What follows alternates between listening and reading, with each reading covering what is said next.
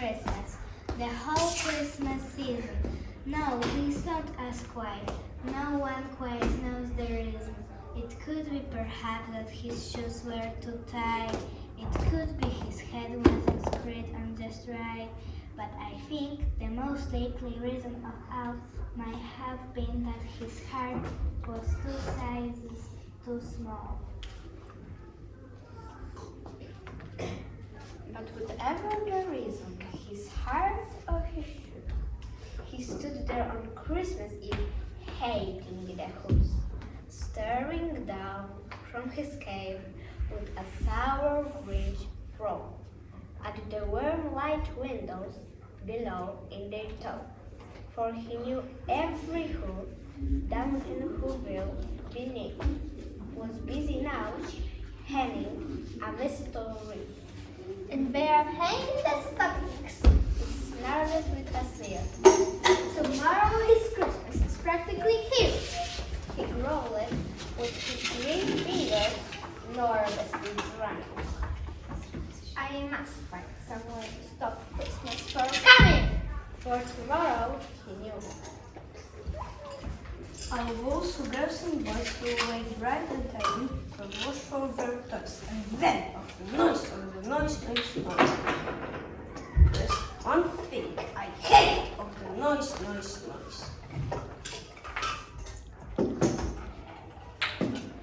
And the who was young and old sit down to a feast, and they will feast, and they will feast, and they will feast on who. Oh, gross, the beast, I can't stand in the least. And then they do something like list all out.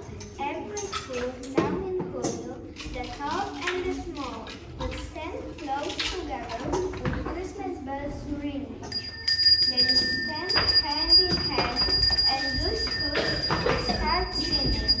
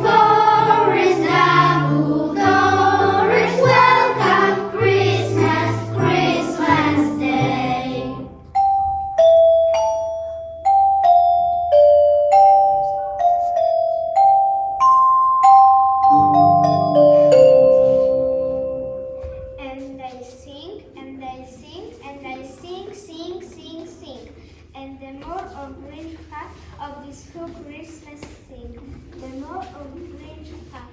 I must stop this whole thing. Why, for 53 years, I will put it this crap. I must stop Christmas from coming. But how? Then he got an idea.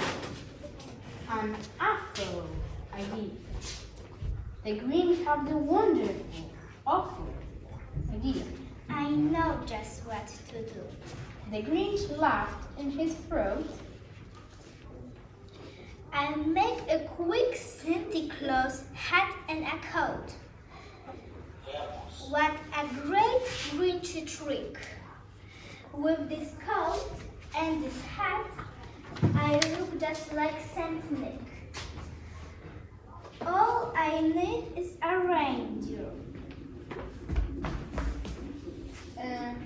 The Grinch looked around, but since reindeer skirts are known to be found, did that stop the Grinch? No, the Grinch simply said, If I can't find a reindeer, I'll make one instead.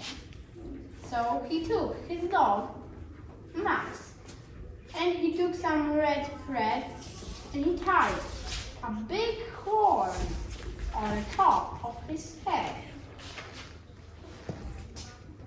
And the sleigh then loading some bags and some old and sacks on a ramshackle sleigh, and he whistled for Max. Giddy hop, giddy hop! And the sleigh started down the town. All their windows were down. No one knew he was there. All the whores sleeping the sweet dreams without care. Then he stopped at the first little house in the square. This is stop number 1. The old Grinch clouds his climbed the roof, the bags in his fist. Then he slid it down a rather tight pinch. But if Santa could do it, then so could the Grinch. He got stuck only once, for a minute or two. Then he stuck his head over the fireplace room. The little stockings hanging in a row. These stockings, he Grinched, are the first things to go.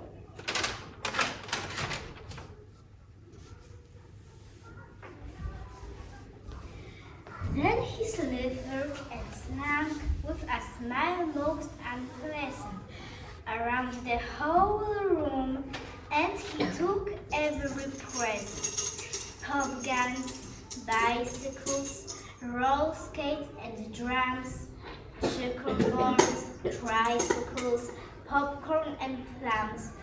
Then he stuffed them in bags. Then the Grinch very nimbly stuffed out the bags, one by one, up the chimney. When he slugged the icebox, he took the who's fist, he took the who pudding, he took the roast beef. He cleaned up the icebox as quick as a flash. Why? The Grinch each took the last can of who cash.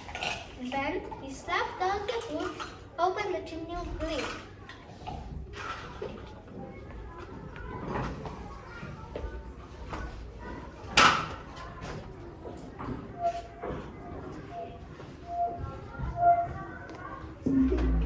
Now I step up the tree.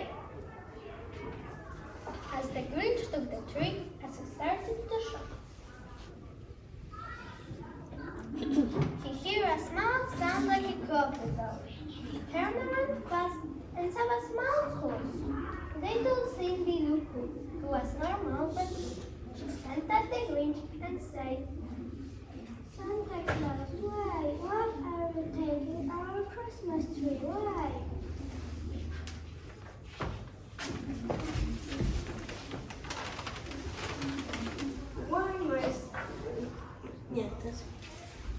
But you know that old Grinch was so smart and so slick. He put up the line and he put it up quick. Farmers were the dot. The fake Santa Claus light. There's a light on the street that will only light on one side. So I take it home to my workshop, my dear. I'll fix it up there. Bring it back here. And he pulled the child, and he patted her head, and he got her a drink, and he sent her to bed. And when Cindy Lou Who was in bed with her cup equal to the chimney, he stopped the trap.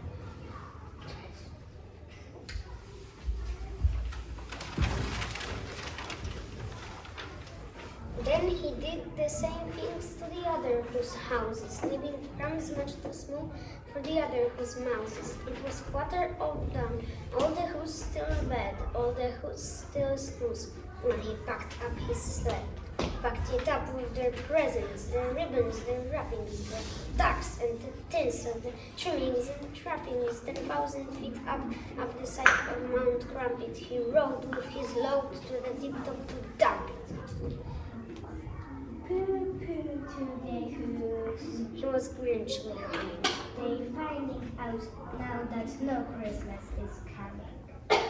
They just waking up. I know just what they will do. Their mouths will hang open a minute or two, and the who's done in Hubbard will outcry, boo-hoo.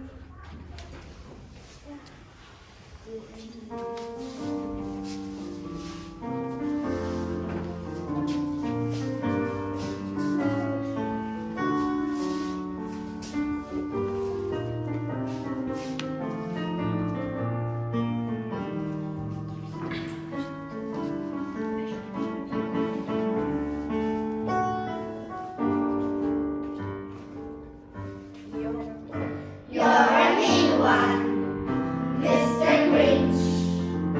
You're really rather cute. You're as cunning as the tax. You're as cunning as the wheel, Mr. Grinch. You're a black banana with a missing back peel.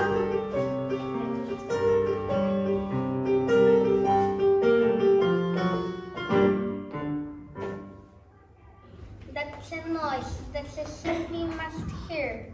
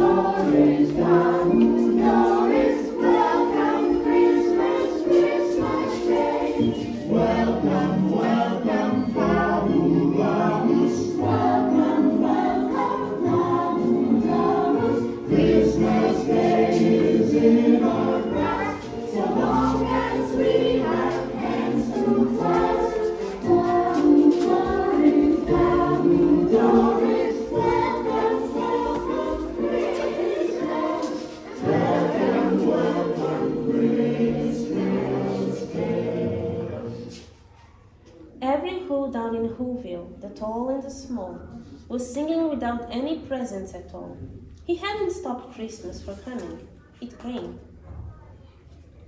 How could it be so? Maybe Christmas. It doesn't came from a store. Christmas perhaps means a little bit more. And what happened then? The Grinch's small heart grew 3 sizes that day, and then the true meaning of Christmas came through.